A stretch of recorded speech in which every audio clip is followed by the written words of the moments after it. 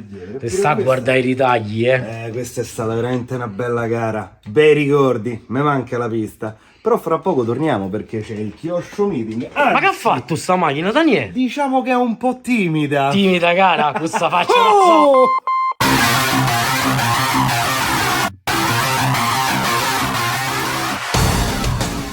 Ciao a tutti ragazzi e benvenuti in questo nuovo video. Torniamo in officina, ma finalmente torniamo a parlare della mia Kyosho MP10. È un po' di tempo ragazzi che la trascuro tantissimo, ma è arrivato il momento di metterci le mani, di dargli una bella revisionata, perché fra qualche settimana ci sarà il Kyosho Meeting.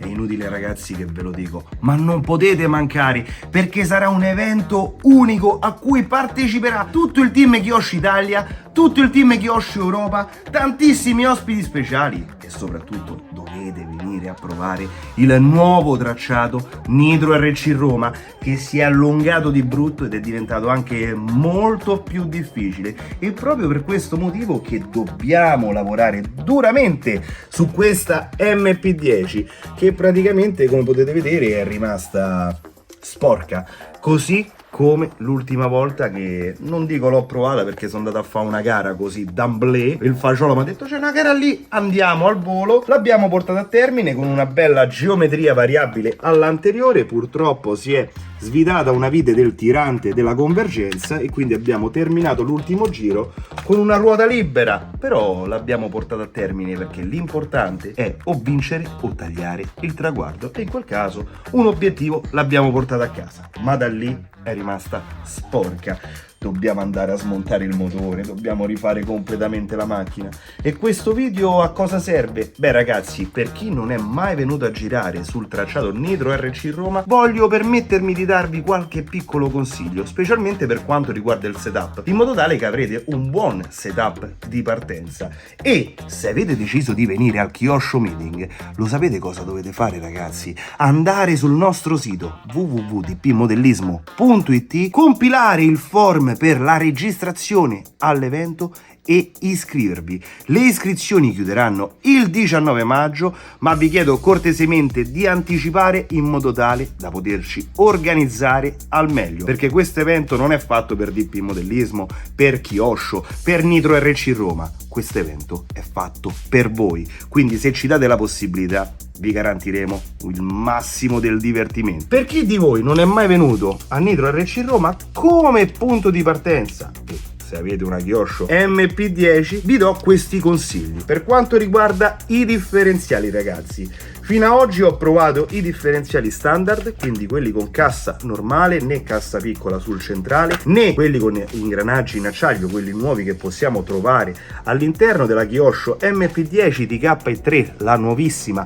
che arriverà giusto in tempo per il Kyosho Meeting. Per quanto riguarda i differenziali, partiamo con le seguenti gradazioni e ve le dico anche in base al periodo in cui andremo a correre. Quindi il periodo è giugno, inizia a fare caldo, 15.000 all'anteriore, 10.000 al centrale, 4.000 al posteriore. Questo è per quanto riguarda i differenziali, e mediamente diciamo che la maggior parte di piloti che utilizzano Kyosho MP10 utilizzano questo setup di default. Ammortizzatori, le molle vincenti sono sempre le azzurre. Io sulla mia MP10, come tanti altri, utilizziamo le torrette basse, quindi quelle della MP10, la prima versione, non quelle della DKI2. Pistoni classici più diffusi, 1,2 per 8 fori all'anteriore e 1,3 mm per 8 fori al posteriore, con olio variabile tra 500 e 700 in base sempre alle condizioni climatiche. Se volete tagliare la testa al toro, mettete un bel 600 al posteriore, 5,50 all'anteriore, avrete un ottimo punto di partenza. Campanatura anteriore -1, posteriore -2.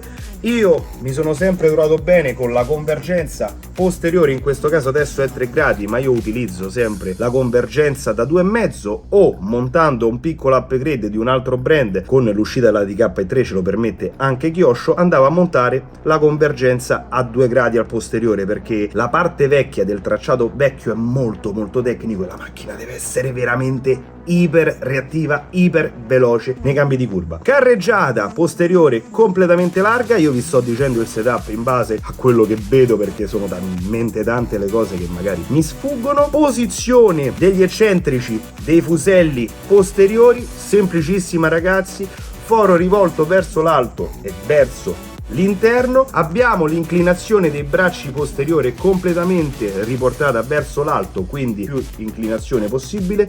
Non voglio entrare nei termini tecnici specifici perché sennò tanti di voi dicono ma che cos'è quello? Io cerco sempre di spiegarvi il tutto in modo tale che tutti quanti voi possiate capire al meglio. Posizione di ancoraggio degli ammortizzatori centrale posteriore, anteriore completamente giù, tutto sbragato. Drop posteriore 117, anteriore 100-101 di media. Oltre a questo ragazzi vi voglio dire una cosa, questo è un piccolo trucco, molti praticamente tutti ci si sono trovati molto bene. Qui vi ripeto, io avevo girato su un'altra pista, quindi il setup non è questo che utilizzerò.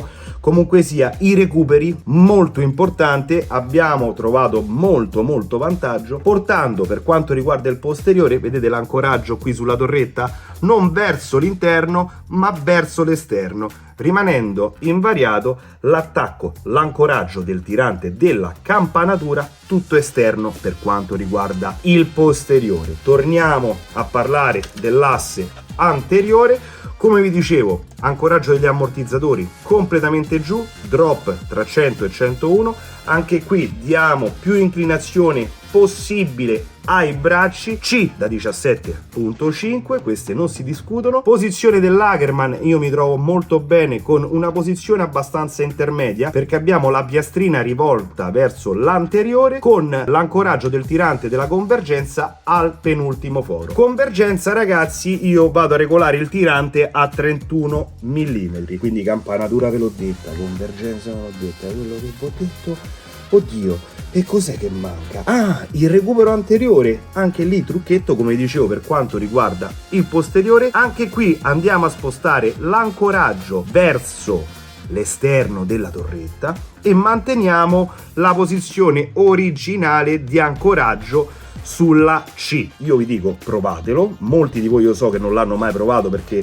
su tante piste logicamente non c'è questa necessità, però io sulla mia pista di casa ragazzi ho avuto modo negli anni di fare svariate prove e come si dice la pista quando è quella di casa punti a dare tutto, come punterò a dare il mio meglio, tutto quello che posso dare al Kyosho Mythic. Differenziali ve l'ho detti, ammortizzatori ve l'ho detti, campanatura ve l'ho detta, posizione delle eccentrici ve l'ho detta, mancano le barre stabilizzatrici 2 e 3 all'anteriore che può scendere anche a 2,1 in alcuni casi, posteriore oscilliamo tra il 2,6 e il 2,8, questo sempre in base alle condizioni, ma vi dico che se partite con un setup di partenza 2,3, 2,5, quindi 2,3 all'anteriore e 2,5 al posteriore, già state in una botte di ferro. Poi si sa ragazzi, quando il pilota arriva in pista, la prima cosa che deve fare è cucirsi sull'indice il modello, perché lo devi sentire quando dai il gas, che il modello risponde a quello che dice il tuo cervello. Comunque, mentre parlo e vi dico anche le modifiche che andrò a fare al setup per effettuare varie prove, vado a smontare il mio Res Silver Edition che è rimasto fermo per più di 2 settimane, lo sapete, io mi sento male, però aspetta, non glielo far vedere perché intanto ho già fatto un video sulla manutenzione del motore, come pulire un micromotore a scoppio, e se non l'avete visto forse non siete ancora iscritti al canale e io sono qui a dirvi ragazzi è gratis, iscrivetevi al canale. Ma che vi costa? Vi dà fastidio per caso? Vi dà fastidio che il canale che seguite riesce a raggiungere un numero maggiore di follower che ci permette di portare sempre più contenuti ragazzi? Io non credo, quindi un bel click sul tasto iscriviti. Se YouTube vi chiede di registrarvi oppure di inserire la vostra email ci vogliono 3 secondi e a me mi date veramente un grande aiuto. Comunque, se non vi siete iscritti al canale YouTube e volete vedere come vado a smontare questo motore, Vi do un'altra dritta, ragazzi. Andate su Instagram perché pubblicherò il reel dello smontaggio di questo motore, anzi l'ho già pubblicato, quindi andate a seguirmi anche su Instagram. Che sta a fare, Daniele? E beh, sto pulire il mio Reds Silver Edition dopo una gara e dopo anche un po' di tempo che l'ho lasciato lì trascurato, è arrivato il momento di pulirlo. E come si fa? Ve lo mostro! L'avete visto il reel, ragazzi? Mi state seguendo? Dove? Su Instagram, TikTok, Facebook, insomma ovunque. Comunque io adesso ho da fare perché devo pulire il mio 721 Silver Edition. Mamma mia, è un animale sto motore. E chissà se non vado a provare anche il nuovo tappo della Reds. Comunque il setup ve l'ho detto, qualche indicazione ve l'ho data. Vi siete iscritti al meeting? Ancora no? Correte a farlo e ci vediamo molto presto con un nuovo video. Un saluto a tutti, ciao!